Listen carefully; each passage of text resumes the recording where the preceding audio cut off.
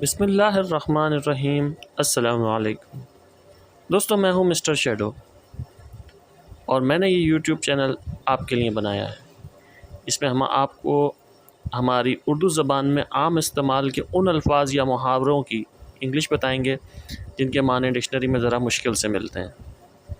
ہم آپ کو اپنی ویڈیوز میں 10 الفاظ سکھائیں گے اور ان کے لیے ضروری نہیں کہ آپ کو پہلے سے بہت زیادہ پڑھے لکھے ہوں یا آپ کو انگلش گرامر آتی ہو۔ یہ الفاظ ہر عمر کے لوگ، چاہے وہ مرد ہوں، خواتین ہوں یا بچے ہوں، وہ استعمال کر سکتے ہیں اور اس سے نہ صرف اپنی ووکیبلری میں اضافہ کر سکتے ہیں بلکہ اپنے کانفیڈنس کو بھی بڑھا سکتے ہیں۔ دیکھتے ہیں پہلے نمبر پہ ہمارے پاس کیا ہے۔ عام طور پہ جب ہم اردو میں کسی سے بات کر رہے ہوتے ہیں اور کوئی شخص ہماری بات کو سمجھنے کی کوشش نہیں کرتا تو ہم بعض اوقات چڑھ کر ایسا کہتے ہیں کہ میں کوئی فارسی تو نہیں بول رہا، یا کسی کے متعلق کہا جاتا ہے کہ وہ کوئی فارسی تو نہیں بول رہا تھا، یا اپنے لیے بھی ہم کہتے ہیں کہ اب میں کوئی فارسی تو نہیں بول رہا تھا۔ تو ایسے میں جب ہم اس کو انگریزی میں کہنا چاہیں نا تو اس کے لیے ورڈ یوز ہوتا ہے ڈبل ڈچ۔ ویسے تو ڈبل ڈچ کے جو معنی آتے ہیں وہ ایسی زبان بولنا جو سمجھ میں نہ آئے، اس طریقے سے بات کرنا جو سمجھ میں نہ آئے، یا ایسی کوئی لکھی ہوئی تحریر جو سمجھنے کے لائق نہ ہو، اس کو کہا جاتا ہے ڈبل ڈچ۔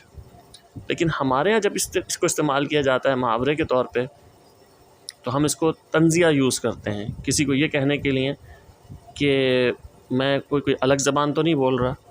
اب الگ فارسی پاکستان میں نہیں بولی جاتی، جس کی وجہ سے ہم عام طور پہ چڑھ کے یا طنز کے طور پہ یہ کہتے ہیں کہ میں کوئی فارسی تو نہیں بول رہا۔ تو اس کے لیے جب آپ کو یہ کہنا ہو کہ میں کوئی فارسی تو نہیں بول رہا تو اس کے لیے آپ یہ کہہ سکتے ہیں کہ I am not speaking double Dutch, یا میں کوئی فارسی تو نہیں بول رہا تھا تو وہ اس کو آپ واز سے چینج کر دیں، I was not speaking double Dutch. تو یہ ایک جملہ ہے جو آپ وقت ضرورت کے حساب سے اس کو یوز کر سکتے ہیں۔ دوسرے نمبر پہ ہمارے پاس ہے ہیئر یو آر سر، یا خالی آپ یہ بھی کہہ سکتے ہیں ہیئر یو آر، جس کے اردو میں مطلب بنتا ہے لیجئے جناب۔ یہ عام طور پہ اس وقت استعمال کیا جاتا ہے جب ہم سے کوئی شخص کوئی فیور مانگتا ہے، یعنی کسی نے ہم سے کہا کہ ذرا پین اٹھا دیجئے، گلاس دے دیجئے، یا کسی چھوٹے موٹے کام کو کہا تو ہم کہتے ہیں لیجئے جناب۔ تو اسی وقت جب آپ یہ کہیں گے، جب آپ اس کو کوئی چیز پریزنٹ کریں گے تو آپ کہہ سکتے ہیں لیجئے جناب، ہیئر یو آر سر۔ یا اس کو آپ وہاں بھی یوز کر سکتے ہیں جب کوئی آپ سے راستہ مانگے یا یہ وہ پہلے نکلنا چاہے اور عام طور پہ آپ پیچھے ہٹ جاتے ہیں، اس کو راستہ دیتے ہیں، تو اس کو اس وقت بھی یوز کیا جا سکتا ہے کہ ہیئر یو آر سر، لیجئے جناب، اگر آپ سے کوئی راستہ مانگ رہا ہے تو یہ ایک اچھا اور مناسب ورڈ ہے۔ تیسرے نمبر پر ہے ہمارے پاس آئی ایم افریڈ، یعنی مجھے افسوس ہے۔ اس کو آپ اس طرح یوز کر سکتے ہیں کہ جیسے مثال کے طور پہ کسی نے آپ سے کوئی ہیلپ مانگی، کسی نے آپ سے کوئی مدد کرنے کو کہا اور آپ مدد نہیں کرنا چاہتے، آپ اس کو منع کرنا چاہتے ہیں، تو آپ صاف صاف یہ کہہ سکتے ہیں آئی ایم افریڈ، یعنی مجھے افسوس ہے، میں مدد نہیں کر سکتا۔ مگر آپ صرف اتنا کہہ دیں مجھے افسوس ہے تو اس کا مطلب یہ ہوتا ہے کہ آپ نیگیٹو میں آنسر دے رہے ہیں کہ آپ یہ کام نہیں کرنا چاہتے۔ ویسے تو افریڈ کے لفظی معنی انگلش ڈکشنری میں تو خوفزدہ کے ہیں، ڈر کے ہیں، لیکن یہاں پر جب یوز کیا جاتا ہے آئی ایم افریڈ، اس کا یہ مطلب ہوتا ہے کہ مجھے افسوس ہے۔ آپ اس طرح بھی کہہ سکتے ہیں کہ I am afraid I am late, مجھے افسوس ہے میں لیٹ ہوتا۔ چوتھے نمبر پہ جو ہمارے پاس فریز ہے وہ ہے بی مائی گیسٹ، یعنی میری خوشی سے جناب۔ یہ آپ اس وقت یوز کرتے ہیں جب کوئی شخص آپ سے کسی کام کے لیے اجازت مانگتا ہے اور آپ اسے انکریج کرنا چاہتے ہیں، یا آپ اس کو اپنی خوشی سے کسی بات کی اجازت دینا چاہتے ہیں، وہ کوئی ایکشن لینا چاہتا ہے اور آپ اسے اجازت دینا چاہتے ہیں، تو آپ ایسے میں کہتے ہیں میری خوشی سے جناب۔ جیسے مثال کے طور پہ کوئی شخص آپ سے کہہ رہا ہے کہ لائن میں آپ سے پہلے چلا جاؤں، تو آپ کہتے ہیں میری خوشی سے جناب، بی مائی گیسٹ، شور۔ اسی طریقے سے اگر وہ کسی اور کام کی اجازت مانگ رہا ہے یا کسی چیز کے لیے جہاں پر آپ اگلے کو انکریج کرنا چاہتے ہیں، تو آپ ایسے میں یوز کر سکتے ہیں بی مائی گیسٹ، جس کے اردو معنی آتے ہیں میری خوشی سے جناب۔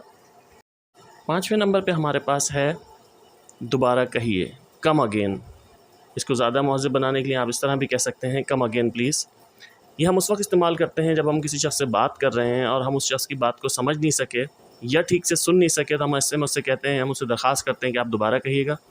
تو اس کے لیے آپ انگلش میں استعمال کر سکتے ہیں کم اگین پلیز۔ یہ ایک بہت ہی مہذب جملہ ہے۔ چھٹے نمبر پہ ہمارے پاس ہے تسلی رکھیں، کمپوز یور سیلف، عام طور پہ جب کوئی شخص غصے میں ہو یا اپسیٹ ہو یا گھبرایا ہوا ہو تو ہم اسے کہتے ہیں کہ آپ تسلی رکھیے. تو ایسے میں یہ جملہ ہم یوز کر سکتے ہیں کہ پلیز کمپوز یور سیلف، یعنی آپ تسلی رکھیے. نمبر 7 پہ ہمارے پاس ہے چاہے کچھ ہو جائے، خواہ کچھ بھی ہو جائے. ہم لوگ یہ جملہ عام طور پر استعمال کرتے ہیں اردو زبان میں، تو آپ اس کے لیے انگلش میں یوز کر سکتے ہیں کم واٹ میں، یعنی چاہے کچھ ہو جائے.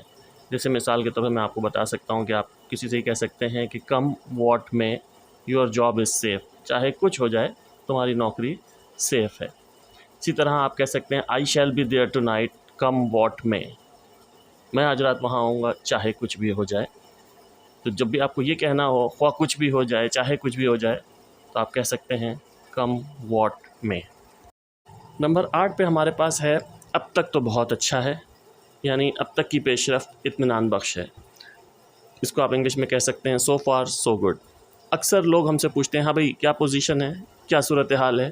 تو ایسے میں ہم اگر کوئی یہ کہنا چاہیں کہ اب تک تو سب ٹھیک ہے، یعنی اب تک تو بہت اچھا ہے، یعنی اب تک کی پیش رفت اطمینان بخش ہے، تو آپ اس کو انگلش میں کہہ سکتے ہیں سو فار سو گڈ. نمبر 9 پہ ہے ہمارے پاس قریب ہی ہونا یا کونے کے ارد گرد ہونا، جسٹ اراؤنڈ دی کارنر. یعنی یہ اس وقت استعمال کیا جاتا ہے جب ہم سے کوئی شخص کسی چیز کے بارے میں پوچھ رہا ہوتا ہے کہ بھائی یہ ایڈریس کتنا دور ہے، یا اگر ہم کسی شخص کے آنے کے بارے میں بتا رہے ہیں کہ وہ پہنچنے ہی والا ہے اور وہ شخص اگر قریب ہی ہے تو ہم کہتے ہیں he is just around the corner, یعنی وہ کارنر کے قریب ہی پہنچ چکا ہے. یا اگر کسی دکان کا یا کسی ایڈریس کا ہم سمجھانا چاہتے ہیں جو قریب ہی ہے تو ہم اس کے لیے یوز کر سکتے ہیں oh it is just around the corner, یعنی یہ کہ بہت قریب ہی ہے. آخری اور 10ویں نمبر پہ ہمارے پاس ہے باہر کھانا کھانا، یعنی انگلش میں ایٹ آؤٹ. اکثر ہم سنتے ہیں یہ جملہ کہ بھائی باہر کھانا کھانا ہے، یا ہم باہر کھانا کھائیں گے، یا ہم باہر کھانا کھانے جا رہے ہیں، we are eating out today. تو اس میں جب باہر کھانا کھانے کا لفظ ہو تو ہمیں کہنا ہے کہ ایٹ آؤٹ. ساتھ ہی ساتھ میں یہ بتا دوں کہ اگر آپ رات کے کھانے کی بات کر رہے ہیں تو اس میں آپ نے ایٹ آؤٹ نہیں کہنا بلکہ اس میں آپ نے کہنا ہے dine out. We are dining out today, ہم رات کا کھانا باہر کھا رہے ہیں. اور اگر آپ نے دن کے کھانے کی یا ویسے ہی کوئی بات کرنی ہے تو اسے آپ ایٹ آؤٹ کہہ سکتے ہیں. پرٹیکولرلی اگر آپ رات کے کھانے کی بات کر رہے ہیں تو اسے ڈائن آؤٹ کہا جاتا ہے. تو دوستو ہم آج کی ویڈیو کو یہیں ختم کرتے ہیں. اگر آپ نے آج کی ویڈیو سے کچھ سیکھا ہے اور آپ چاہتے ہیں کہ آپ کے فیملی ممبرز، دوست یا خصوصاً بچے بھی کچھ سیکھیں تو یہ ویڈیو ان کے ساتھ ضرور شیئر کریں. اور اگر آپ چاہتے ہیں کہ آپ ہمارے چینل کے ساتھ جڑے رہیں اور آئندہ بھی آنے والی نئی ویڈیوز آپ کو ملتی رہیں تو یہ اسکرین کے نیچے لال رنگ سے سبسکرائب لکھا ہوا ہے، اس کو دبا دیں.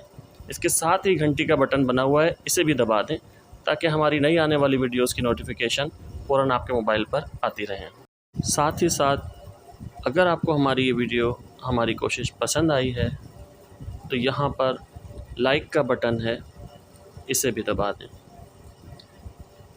یا پھر آپ اس حوالے سے ہماری ویڈیو کے متعلق ہمیں کوئی تجویز دینا چاہتے ہیں یا کوئی کامنٹ کرنا چاہتے ہیں تو نیچے کامنٹ باکس میں اپنا کامنٹ کر سکتے ہیں. ہماری کوشش ہوگی کہ ہم اس کو اپنی نیکسٹ ویڈیو میں کوموڈیٹ کریں. آج کی اس ویڈیو میں اتنا ہی. اللہ نے چاہا انشاءاللہ اگلی ویڈیو میں نئی چیزوں کے ساتھ پھر آپ سے ملیں گے. اس وقت تک کے لیے اللہ حافظ.